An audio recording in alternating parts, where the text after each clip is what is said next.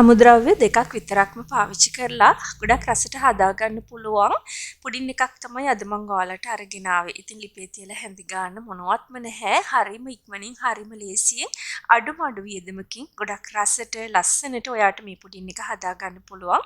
බලමු කොහොමද හදාගන්නේ කියලා.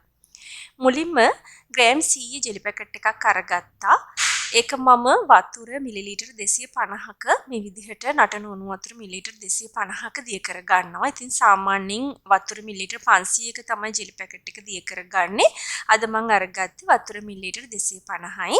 දැන් මේක නිවෙන්න තියලා මේ විදිහට බොක්ස් එකකට දාලා ෆ්‍රිජ් එකේ යට කොටසේ දාලා ඔයාලට පුළුවන් මේක සෙට් කරගන්න. ඊළඟට මම අරගත්තා යෝගට් දෙකක්. ඔයා කැමති වර්ගයක යෝගට් අරගන්න. කිරි යෝගට් වලින් ගන්න.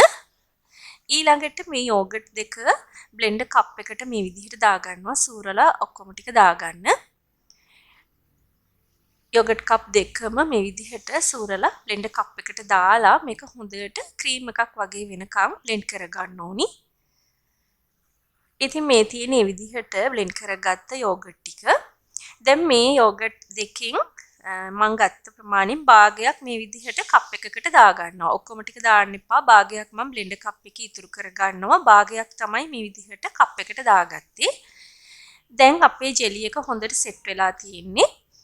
දැන් හැන්දකින් මේ විදිහට හොඳට සූරලා ජෙලි එක මේ භාජනෙන් වෙන් කරගන්න.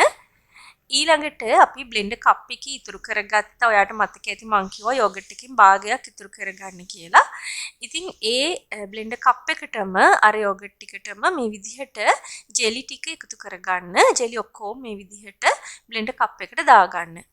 දැන් ඊළඟට විනාඩි දෙකක් වගේ හොඳට ක්‍රීම් එකක් වගේ වෙනකන් මේ ටික හොඳට බ්ලෙන්ඩ් කරගන්න ඕනේ. බ්ලෙන්ඩර් එක නවත්ත හොඳට මේක බ්ලෙන්ඩ් කරගන්න. ඊළඟට පුඩින් එක හදාගන්න භාජනයේ බටර් ටිකක් ගාලා ලෑස්ති කරගන්න.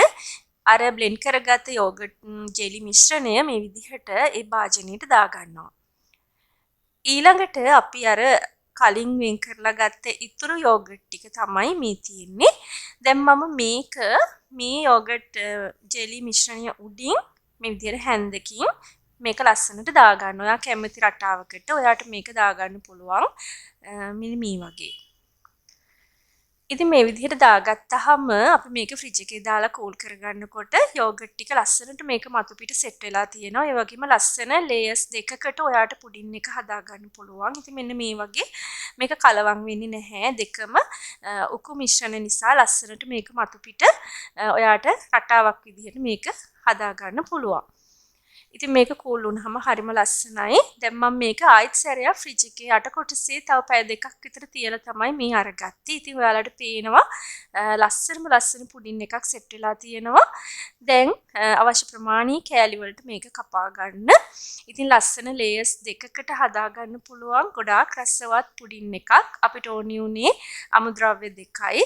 හරිම ලේසියෙන් හදා ගන්නත් පුළුවන්. ඉතින් ඔයත් මේ පුඩින් එක හදලා රස කොහොමද කියලා පහලින් කමෙන්ට් කරන්න.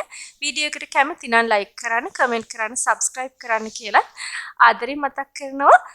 ආයෙත් මේ වගේම රසබර වීඩියෝකින් හමු වෙමු. හැම දිනාටම සුබ දවසක්.